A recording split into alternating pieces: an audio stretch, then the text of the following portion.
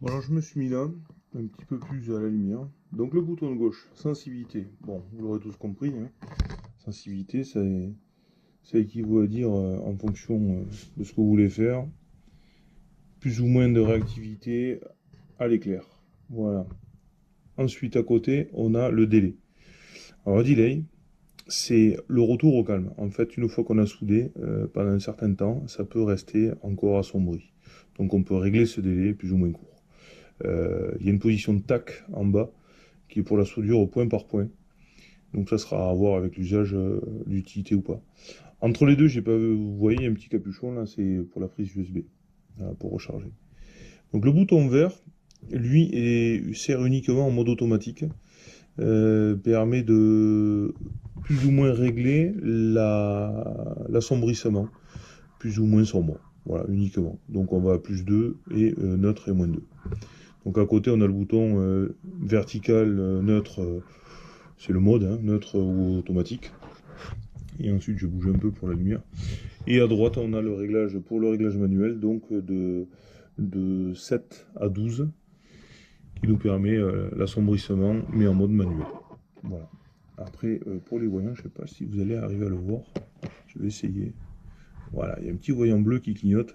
Ça, voilà, c'est le voyant au milieu pour le mode ponçage. On appuie sur le bouton à l'extérieur. Il y a un petit câble qui relie à l'écran et il y a une LED.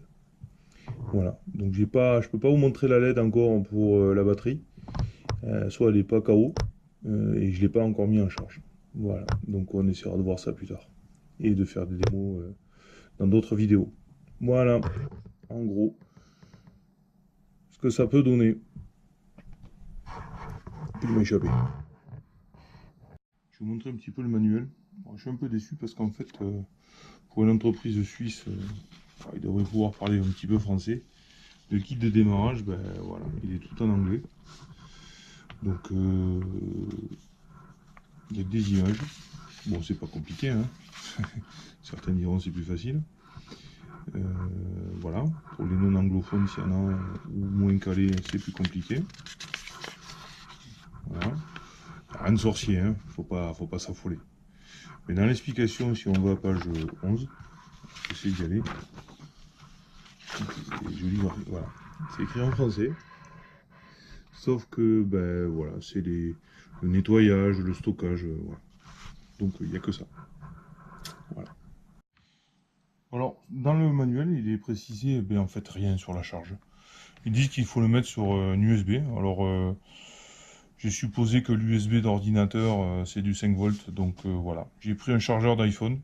Euh, voilà, c'est branché à l'intérieur. J'ai branché le petit câble, là, celui-là. Voilà. Je vais peut-être passer par là pour faire moins d'ombre. Et voilà, ben, on va essayer de le brancher pour voir ce que ça dit. Et ce qui se passe. Peut-être qu'à l'écran, je vais voir des choses. Donc là, ça s'est assombri.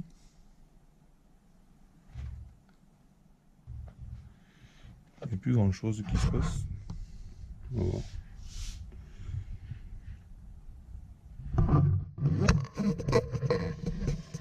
Bon, il n'y a rien qui se passe. Il n'y a pas de voyant, il n'y a rien.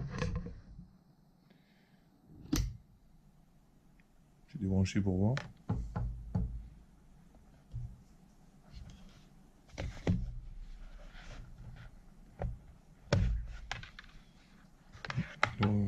L'écran s'éclaircit.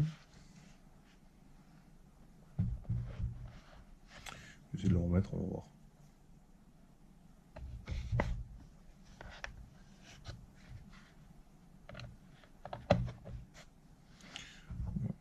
Je vais rebrancher. Ouais, ça s'assombrit quand je branche.